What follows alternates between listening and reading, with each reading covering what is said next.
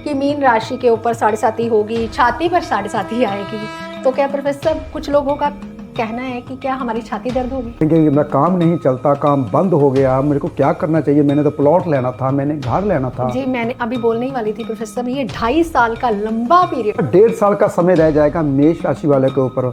वो इंसानों का काम मैं दावे के साथ बोलता हूँ, अगर आपके कर्म खराब हैं, ऊपर से राशि भी खराब आ गई, ऊपर से रासार्थी खराब आई, तो फिर समझ लीजिए अगर आपकी राशि और है, नाम और रखा है, फर्क 100% पड़। ज़्यादा डरा दिया मेष राशि वाले लोगों को, तो उसके लिए भी कोई उपाय बता दीजिए कि किस चीज़ का पाठ कर सकते हैं, किस देवी देवता की हम पूजा कर सकते हैं। कोई भी इंसान सुबह जल्दी उठता है, उठते नहा के भगवान का नाम लेता है और बाद में सैर में जाता है, दावे के साथ बोलता हूँ, गारंटी से बोलता हूँ, कभी भी शनिदेव उसको।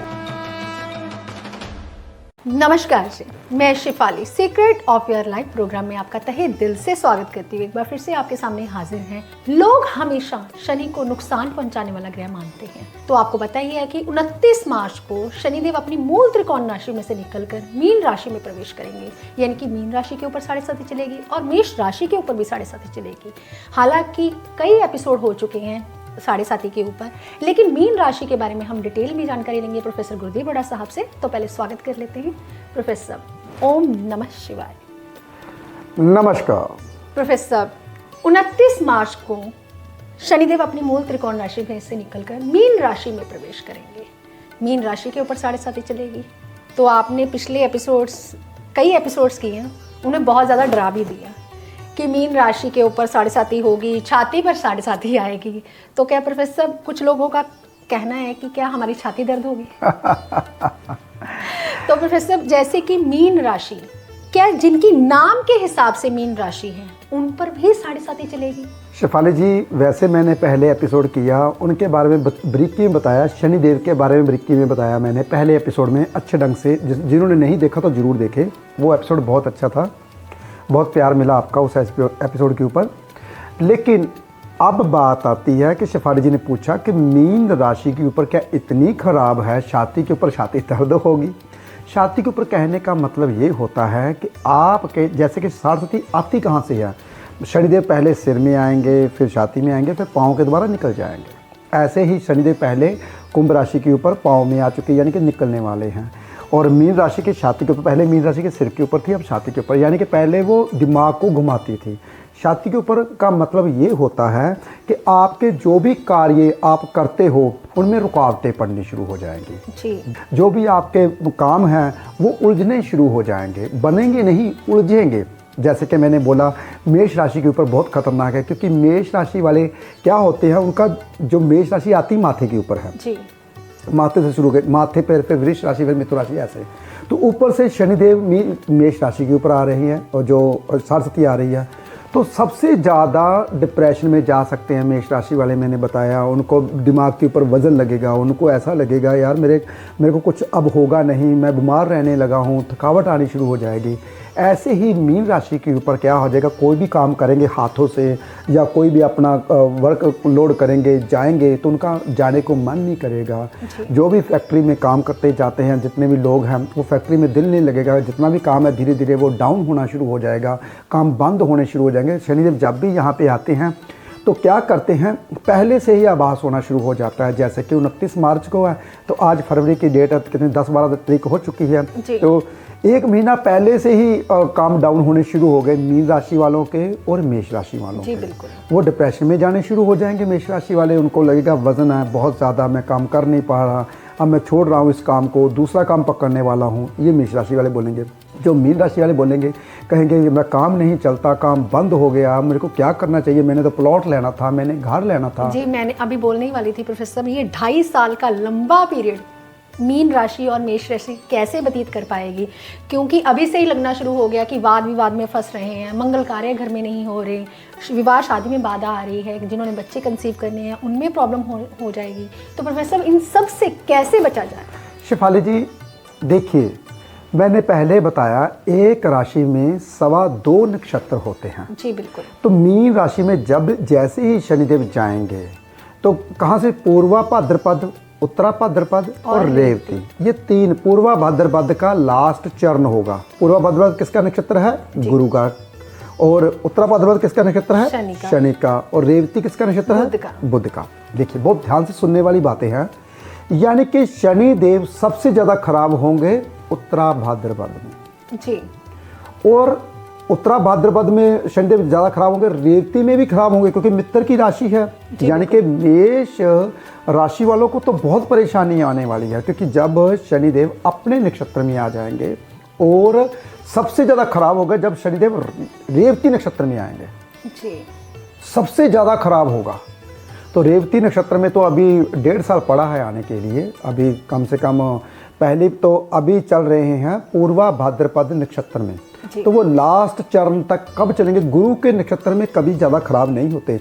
मीन राशि वालों को मैं राहत देने वाला हूँ। पूर्वा भाद्रपद जो नक्षत्र है वो गुरु का नक्षत्र है। शेफाली जी, उनके छाती के ऊपर जैसे कि मैंने बोला आ जाएगी मीन राशि के ऊपर। तो गुरु के नक्षत्र में शनि कभी भी खराब नहीं होते। ये राहत दे दी मैंने। कितने महीनों के लिए राहत मिल गई आपको? कम से कम 4-5 महीनों के लिए मैंने राहत दे दी आपको। ये प्रोफेसर साहब ये कब से स्टार्ट होगा? 29 मार्च से ही स्टार्ट होगा? 29 मार्च से ही स्टार्ट। वैसे तो पूर्वा भाद्र नक्षत्र में चल रहे हैं शनिदेव जी, और लास्ट चरण में मीन राशि में भी चलेंगे। 3 डिग्री तक पूर्वा भाद्रपद नक्षत्र है, एक लास्ट चरण। और पूर्वा भाद्रपद नक्षत्र में आप कोई भी प्लॉट लेना चाहते हो, घर बनाना चाहते हो, कंसीव करना चाहते हो, मैरिज करना चाहते हो, कोई भी आप अपना कार्य शुरू करना चाहते हो, तो मीन राशि वाले कर सकते हैं। ये मैंने राहत दे दी जी। ये मैंने बारीकी कैलकुलेशन बताई है, जो कि कोई भी ज्योतिषी आपको नहीं बता पाएगा। हो सकता है उनको पता हो या उनको ख्याल ना आया हो इस बात का कि ये भी बात बतानी चाहिए थी, जो जरूरी है। तो प्रोफेसर जो 1.5 साल का समय रह जाएगा शनिदेव का मीन राशि में, तो तब उनको क्या चीजें अपनानी चाहिए? देखिए, जिसका 1.5 साल का समय रह जाएगा मेष राशि वाले के ऊपर, वो इंसानों का काम मैं दावे के साथ बोलता हूँ ज़्यादातर बंद हो जाएगा अगर कहीं अच्छे एस्ट्रोलॉजर की सलाह नहीं लेंगे। जी। मेष राशि वाले डिप्रेशन में जा सकते हैं अगर अच्छे एस्ट्रोलॉजर की सलाह नहीं लेते। अगर वो उपाय करते हैं, अगर वो छोटे छोटे सिंपल साधारण से उपाय होते हैं हमारे। देखिए, ज्योतिष गणना क्या है? ज्योतिष किसी को बदल नहीं सकता, आपके कर्मों को तो बिल्कुल नहीं बदल सकता। अगर आपके कर्म खराब हैं, ऊपर से राशि भी खराब आ गई, ऊपर से रासारस्वती खराब आई, तो फिर समझ लीजिए सब कुछ खराब होने वाला है। तो ज्योतिषी एक आपके कर्म को सुधारता है, आपको सही डायरेक्शन देता है कि कहाँ पे आपने जाना है। अगर आप उस डायरेक्शन को पकड़ लेते हो तो आपका 50% जो रास्ता होता है आसान हो जाता है। यही ज्योतिषी का काम है। पूर्वा भाद्रपद नक्षत्र कम से कम 5, 5.5, 6 महीने तक रहेगा। तो आपने क्या करना है? उस नक्षत्र में 4-5 महीने तक तो रहेगा। उस नक्षत्र में कोई चीज़ खरीदनी है 29 मार्च से लेकर, तो आप खरीद सकते हो, ले सकते हो, बेच सकते हो, कुछ भी कर सकते हो, ज़्यादा नुकसान नहीं होगा। जब पूर्वा भाद्रपद नक्षत्र जाएगा, जैसे ही आ जाएगा शनि का नक्षत्र अगस्त के बाद, तकरीबन बोल रहा हूँ, डेट नहीं बोलूँगा मैं, कभी अभी मैं कैलकुलेशन करनी पड़ेगी। तो जब वो जाएगा, जब वो आएगा, तब नुकसान होगा बहुत ज़्यादा मीन राशि वालों। और मेष राशि वालों को तो तब नुकसान होगा जब रेवती नक्षत्र में शनिदेव आएंगे, यानी कि 1.25 साल जो लास्ट का रह जाएगा वो बहुत ज़्यादा खराब है मेष राशि वालों को। तो इसलिए कैलकुलेशन शेफाली जी बहुत ब्रेकी होती है। ये जो हमारी ज्योतिष है ना, ये ऋषियों मुनि ने बैठकर उसके कैलकुलेशन गणना की है, जैसे कि डिग्री, फिर कला, फिर वीकला, ये जो बहुत ब्रेकी स्किंट मिनट का हिसाब किताब लगाकर अंश निकाला, फिर उसके बाद लगन निकाला जाता है। तो लगन की कितनी डिग्री है और कितने मिनट और कितने सेकंड पर हुआ है, तो ये बहुत ब्रेकी है। आजकल कोई भी कैलकुलेशन बहुत ब्रेकी नहीं करता, सिर्फ मोटा मोटा बताता है मीन राशि में आएंगे तो ऐसा करेंगे। अरे भी मीन राशि में नक्षत्र 2.25 नक्षत्र है, हर नक्षत्र का जो फल है वो अलग अलग होता है और हर चरण का जो फल है वो अलग अलग होता है। शेफाली जी बहुत ज़्यादा डीपली स्टडी है ये। तो प्रोफेसर साहब, जैसे कि अभी आपने बताया कि मीन राशि और मेष राशि पर सबसे ज़्यादा प्रभाव रहेगा, तो प्रोफेसर जिनकी राशि है, नाम की राशि है, क्या उनके ऊपर भी इतना ही प्रभाव रहेगा? बिल्कुल शेफाली जी, नाम की राशि के ऊपर तो प्रभाव जरूर रहेगा। वो तो अपने हिसाब से, कई लोग तो अपने हिसाब से नाम रख लेते देखिए, मान लीजिए मैं अपनी बात करूं, दूसरों की बात तो बाद में करता हूं। जी। जैसा कि मान लीजिए मेरी कन्या राशि है, हैं। जी। कन्या राशि है मेरी, और मेरी माँ ने मेरा नाम रख दिया गुरदीप। राशि बना दी। कुंभ राशि बना दी मेरी। और जो मेरी डेट ऑफ बर्थ की राशि जैसे कि कहते हैं वो है सिंह राशि।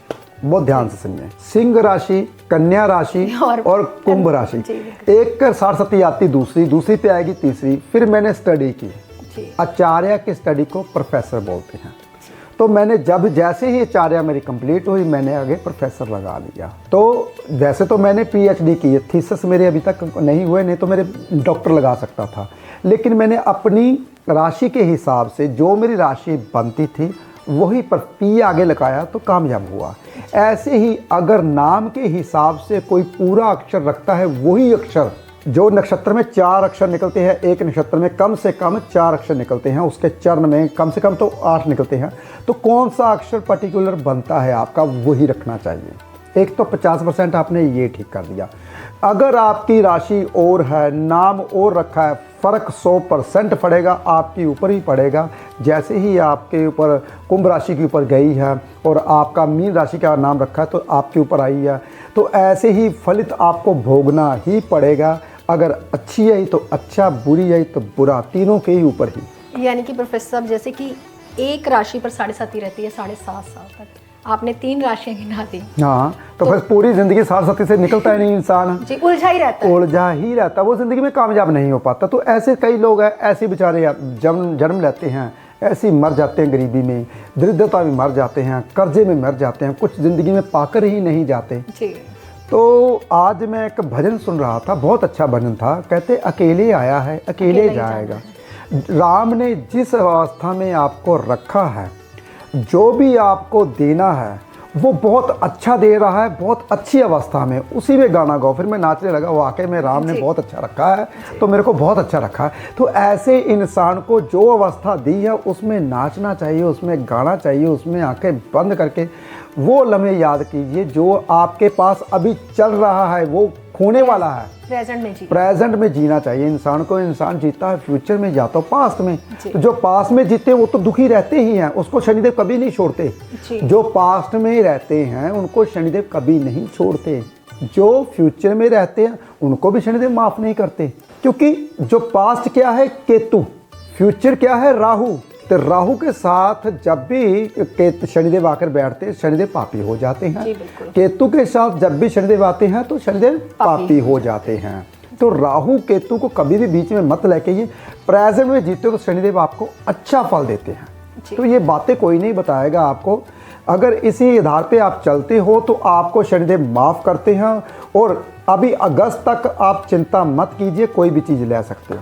तो प्रोफेसर साहब, अभी आपने बहुत ज़्यादा डरा दिया मेष राशि वाले लोगों को, तो उसके लिए भी कोई उपाय बता दीजिए कि किस चीज़ का पाठ कर सकते हैं, किस भगवान की या देवी देवता की हम पूजा कर सकते हैं। हनुमान जी की आराधना कीजिए, संकट मोचन पढ़िए, हनुमान चालीसा पढ़िए, महामृत्युंजय का जाप कीजिए।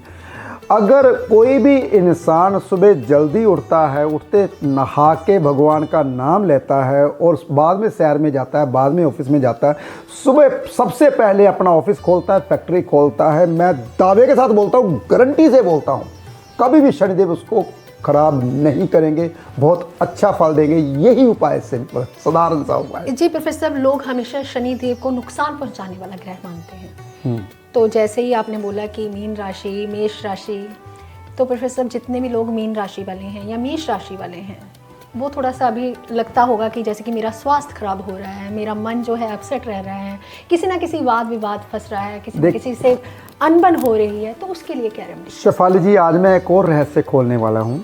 जिसका सूर्य मीन राशि में पड़ा हुआ है जी, जिसका सूर्य मेष राशि में पड़ा हुआ है और उसकी राशि मेष नहीं है ना मीन राशि है, सबसे ज़्यादा खराब वो होता है।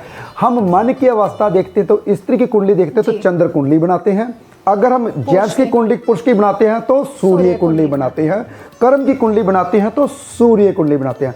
सबसे ज़्यादा खराब होता है सूर्य कुंडली से सरस्वती जी, जो कि चंद्र कुंडली से भी सबसे ज़्यादा। स्त्रियों के लिए चंद्र कुंडली और मन के लिए चंद्र कुंडली, और कर्म के लिए और पुरुषों के लिए सूर्य कुंडली। और पुरुष ही प्रधान है, पुरुष ही कहते हैं कमाने जाता है, पुरुष ही घर में लेके आता है सब कुछ। और सबसे ज़्यादा खराब है मीन राशि में अगर सूर्य आ जाए, आपके पड़े हुए हैं, ऊपर से शनिदेव ऊपर से गुजरने वाले हैं, पिता की डेथ हो जाती है। देखिए आप अपनी कुंडलियां खोल के, और पिता कारोबार बंद हो जाता है, जो भी कारोबार आपका चल रहा है।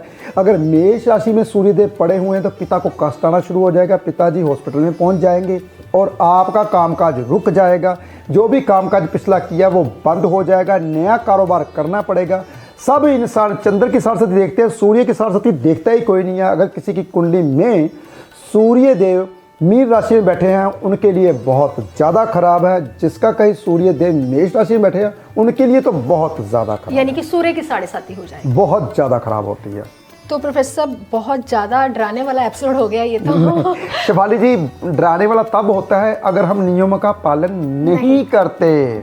जो इंसान सुबह उठता है, सुबह उठ के भगवान का नाम लेता है, अपने फैक्ट्री या अपनी दुकान सुबह उठ के करता है, पिता के पाँव को हाथ लगाता है, उनको डरने की क्या जरूरत है? जी बिल्कुल। डरता तो वही है जो सुबह जल्दी नहीं उठता, डरता वही है जो अपने धर्म का पालन नहीं करता, डरता वही है जो इंसान सुबह उठ के सूर्य की आराधना करता है, उनको देखता है और जल चढ़ाता है, तो वो कभी कामयाब होता ही होता है, कभी नाकामयाब हो ही नहीं सकता। प्रोफेसर साहब, मैंने कहीं पे पढ़ा था कि बच्चों के ऊपर और लेडीज़ के ऊपर 7.5 नहीं लगती, ये बात कितनी को सत्य है? शिफाली जी, एक लड़का था पिपलाद, ये कहानी है। उसके मदर पिता की छोटे होते ही डेथ हो गई थी जी। पीपल की गटोनियाँ खाकर वो बड़ा हुआ। उसने बहुत ज़्यादा भक्ति की, भोले शंकर को उसकी भक्ति के ऊपर प्रसन्न हुए और आना पड़ा। जैसे ही वो नीचे आए, उन्होंने मांगा, बेटा क्या मांगता है मांग। उन्होंने बोला कि मेरे माता पिता के साथ ऐसा क्यों हुआ। उन्होंने बोला कि आपके माता के ऊपर जो डेथ हुई वो शनि की 7.5 स्टार्ट हो चुकी थी, तभी ऐसा हुआ। तो उन्होंने इतना जप तप किया, कहता मैं शनि को छोड़ूंगा नहीं, उसका श्राप देकर ही छोड़ूंगा। शनिदेव ने माफ़ी मांगी, उनके आके आराधना की, उनको भूल अपनी पश्चाताप हुआ शनिदेव को। उन्होंने बहुत छोटा बच्चा बेचारा गटोरियाँ खाकर जीवित हुआ रहता है। तो उन्होंने बोला आज के बाद मैं छोटे बच्चे के ऊपर और किसी भी स्त्री के ऊपर 7.5 का बुरा प्रभाव नहीं दूंगा। ये कहानी है, पिपलाद की कहानी है। तब से शनिदेव कभी भी छोटे बच्चे के ऊपर 7.5 का बुरा प्रभाव नहीं देते और स्त्री के ऊपर बुरा प्रभाव नहीं देते। सबसे ज़्यादा जो खतरनाक होती है उस स्त्री के ऊपर होती है जो स्त्री अपने घर वाले का कहना नहीं मानती और मर्यादा में नहीं रहती। और सबसे बड़ी चीज़ है घर वालों को जो, क्योंकि स्त्री क्या होती है, चंद्र पहले होती है, बुध फिर बनती है चंद्र, शुक्र के बाद ही चंद्र बनती है। तो चंद्र क्या होती है, माँ, सबका ध्यान रखने वाली। जब स्त्री चंद्र नहीं बनती, शुक्र ही बन के रहती है, उसके ऊपर 7.5 का प्रभाव जरूर रहता है। इसलिए सबसे पहले आप जो भी स्त्री है वो मर्यादा में रहेगी, अपने घर का ध्यान रखती है, सबका ध्यान रखती है, तो उसके ऊपर 7.5 का प्रभाव नहीं रहता। तो जो 7.5 आने वाली है सूर्य के ऊपर, जैसे कि मीन राशि सूर्य की है और मेष राशि सूर्य की है, सूर्य मेष राशि में पड़े या मीन राशि में पड़े हैं, तो कामकाज ठप होने वाला है, पिता को कोई ना कोई प्रॉब्लम आने वाली है। उसके लिए सूर्य की आराधना अभी से शुरू कर दी जाए तब भी बच पाओगे। प्रोफेसर बहुत अच्छे ढंग से समझाया 7.5 के बारे में। 7.5 7.5 साल तक चलती है, आपको पता ही है। जैसे कि मीन राशि के ऊपर 7.5 का प्रभाव रहेगा, मेष राशि के ऊपर रहेगा। लेकिन आप अगर जीवन में इन बातों को अपनाएंगे तो आपका जीवन सुखमय जाएगा। ऐसी ही जानकारी के लिए हमारे चैनल को सब्सक्राइब करें, वीडियो को लाइक और शेयर जरूर करें। हम अगले एपिसोड में मिलेंगे। फिलहाल आज के लिए इतना ही। ओम नमः शिवाय।